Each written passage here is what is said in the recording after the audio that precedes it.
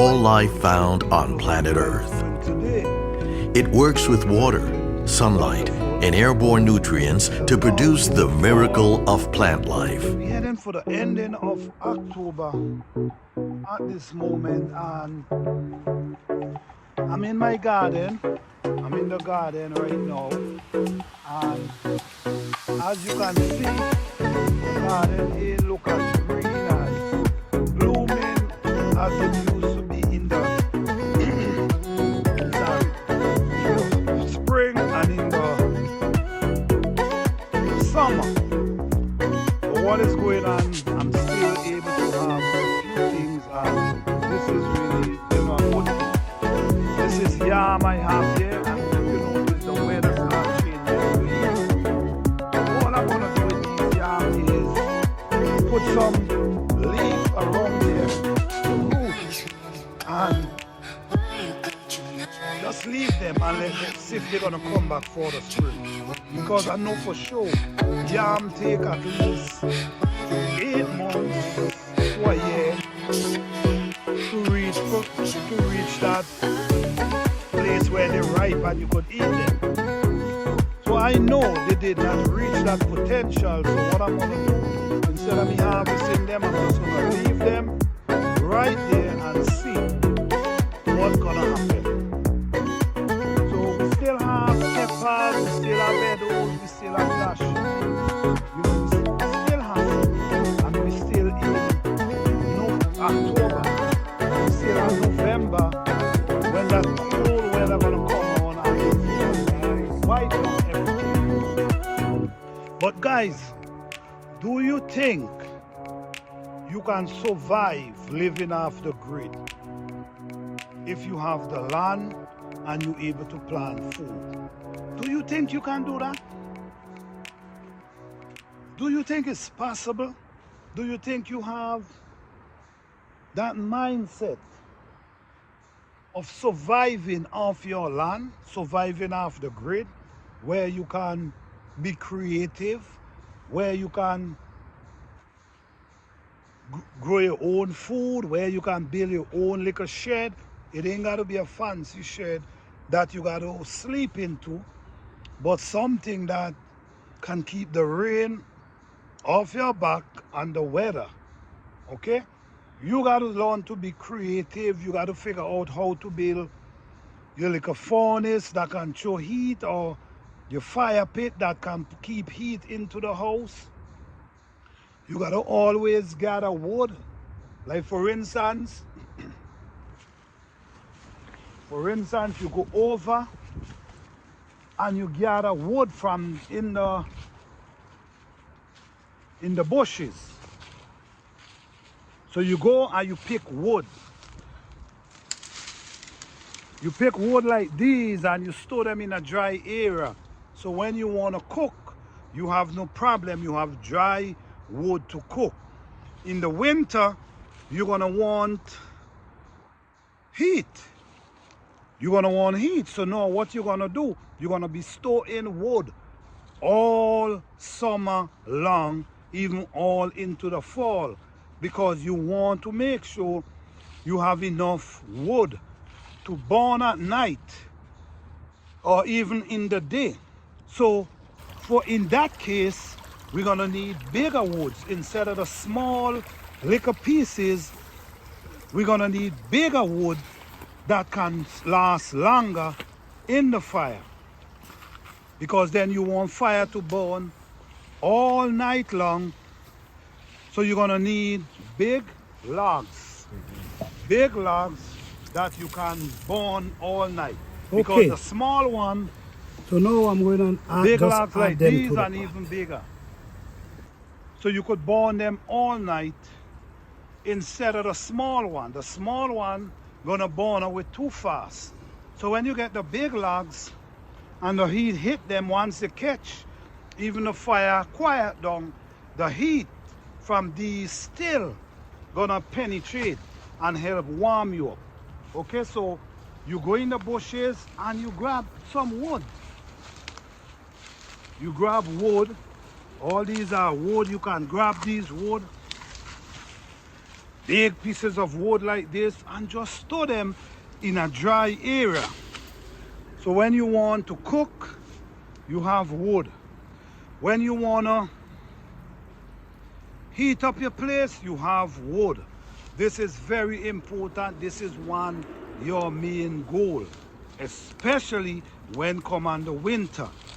And even in the spring, the summer, you want to cook. You want to wake up in the morning, able to make some tea. You want to able to cook some food. Water, you got to figure out how are you going to get your water. Okay, maybe you might have a creek running by somewhere. You can get some water.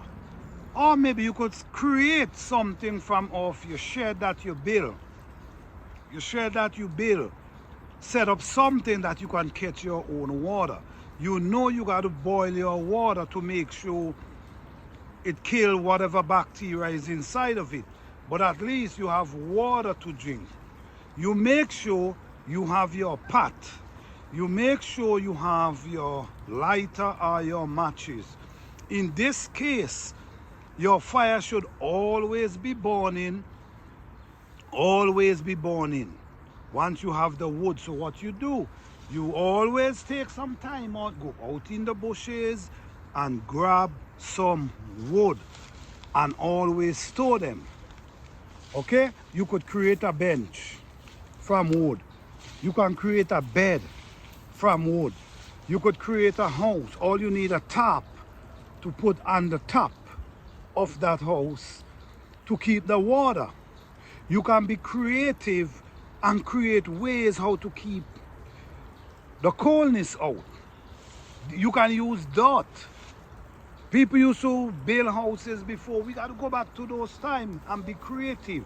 People used to build houses before with bush and stick and then place mud outside of it.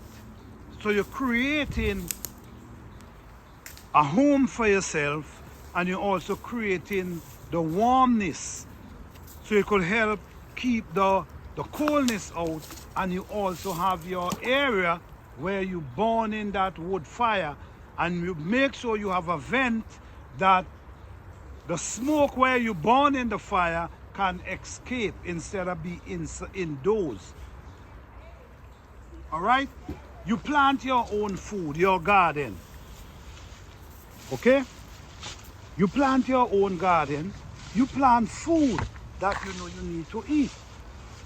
And plant that easy to grow. Like for instance, we have the okra. Okra is a superfood. Very healthy. You can grow that. You can grow edibles. You can grow dasheen. You can grow tomatoes. You know, a lot of different food you can grow.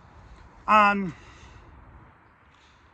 you have to figure out ways how to store your food in the winter, because what you can do, you could get a styrofoam box. Try get a styrofoam box and you could put the food in the styrofoam box and cover it in the winter, and that can help store, keep them good, because you know it's gonna be cold, and once it's cold, it's gonna be good for the food. Okay? So living off the grid is something. It could be scary if you want to live off the grid. It could be scary, but at the same time, if you got to do it, what you gonna do? That's what I'm saying. What are you gonna do if you have to do it? Okay? You have to learn these skills, even though you mightn't want to do it.